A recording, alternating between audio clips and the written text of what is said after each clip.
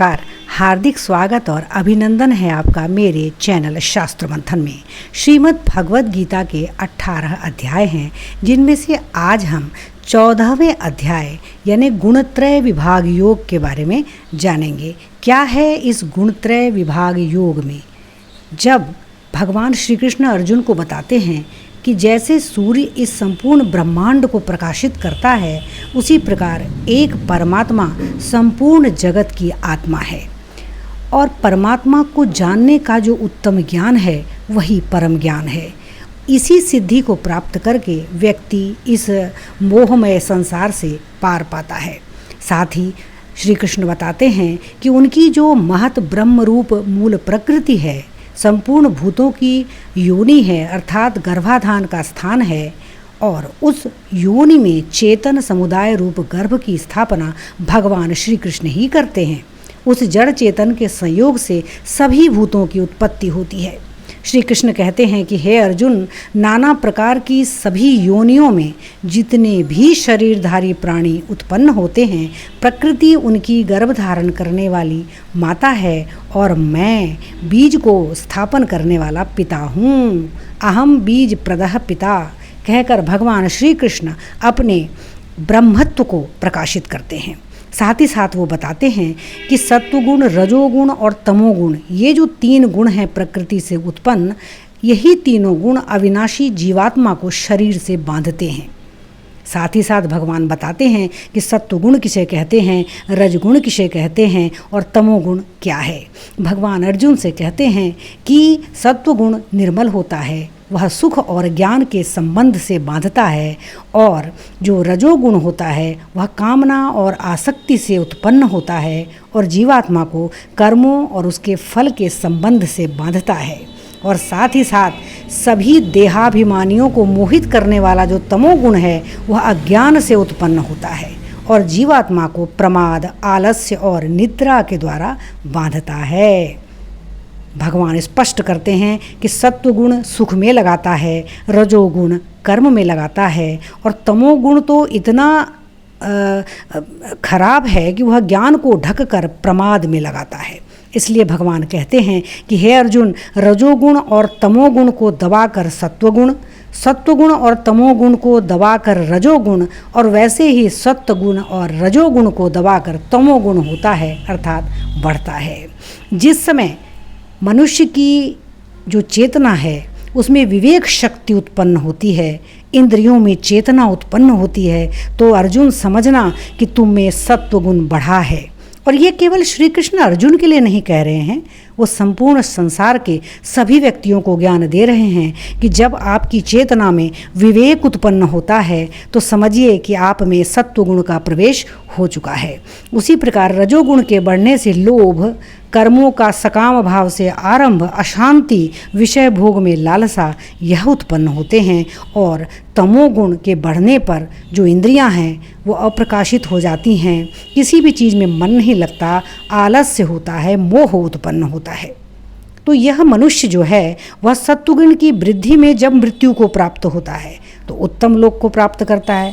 रजोगुण में अगर प्राप्त होता है तो बार बार जन्म लेता है, और यदि तमोगुण के बढ़ने पर मरता है तो मनुष्य, कीट, पशु आदि मूढ़ योनियों में उत्पन्न होता है। श्रेष्ठ कर्म का सात्विक अर्थात सुख, ज्ञान और वैराग्य यह निर्मल फल है, और राजस कर्म का फल है दुख, और तामस कर्म का फल है अज्ञान।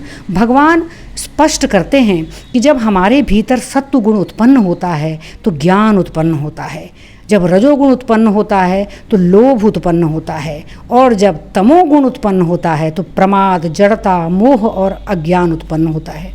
इस अध्याय में बहुत ही सरल ढंग से ईश्वर ने, स्वयं श्री कृष्ण ने समझाया है कि जब हम सत्वलोक में रहते हैं, जब सत्वगुण से युक्त होते हैं तो स्वर्गादि उच्च लोक को प्राप्त करते हैं, और जब तमोगुण में होते हैं तो अधोगति अर्थात पशु और नीच योनियों को प्राप्त करते हैं। इस अध्याय के लगभग 27 श्लोकों में अद्भुत ज्ञान भरा पड़ा है।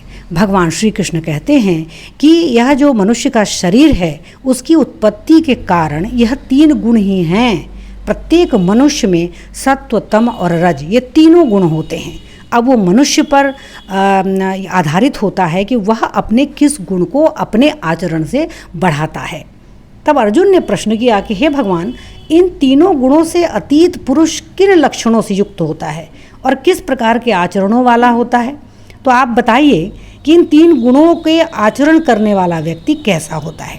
तब भगवान अर्जुन से कहते हैं कि जो पुरुष सत्वगुण के कार्य रूप प्रकाश को और रजोगुण के कार्य रूप प्रवृत्ति को और तमोगुण के कार्य रूप मोह को न तो प्रवृत्त होने पर उससे द्वेष करता है और न निवृत्त होने पर उसकी आकांक्षा करता है, यानी साक्षी की तरह तटस्थ भाव से जो व्यक्ति केवल सच्चिदानंद घन परमात्मा में एक ही भाव से स्थित रहता है, कभी विचलित नहीं होता है, सुख और दुख को समान समझता है, मिट्टी पत्थर और सोने में भी समान भाव वाला होता है, ज्ञानी प्रिय तथा अप्रिय को एक सा मानने वाला और अपनी निंदा स्तुति में भी समान मन वाला होता है, जो मान और अपमान में भी सम होता है, मित्र और वैरी के पक्ष में भी सम होता है, वही पुरुष गुणातीत कहा जाता है। इन तीनों गुणों का मानो अतिक्रमण कर लेता है।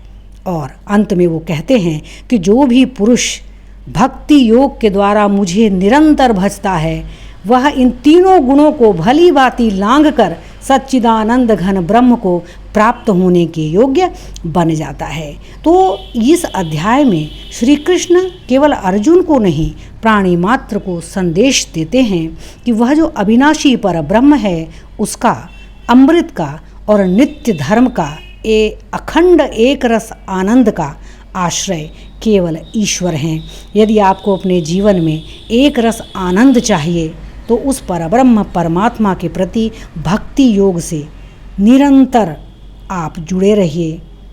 प्रत्येक व्यक्ति को समान दृष्टि से देखिए और सत्व रज और तम इन तीनों गुणों में अंतर विभेद स्पष्ट करने की जो आपकी बुद्धि है, वह आपको मार्ग दिखाए, जिससे कि आप सत्व गुण का आचरण करके तमोगुण और रजोगुण को दबाकर ईश्वर की भक्ति में लीन होकर मानो श्री कृष्ण को पाने के मार्ग में एक कदम बढ़ा देते हैं। तो आइए भगवान श्री कृष्ण के मुख के द्वारा कही गई श्रीमद् भगवद गीता के इस 14वें अध्याय का हम निरंतर पाठ करें और पाठ करने के साथ साथ ईश्वर के उस स्वरूप से जुड़ें जो हमें अखंड एक रस आनंद का पात्र बनाता है, और साथ ही साथ भगवान श्री हरि की जो अव्यभिचारी भक्ति है, यानी जो अखंड भक्ति है, उससे हमें जोड़ता है।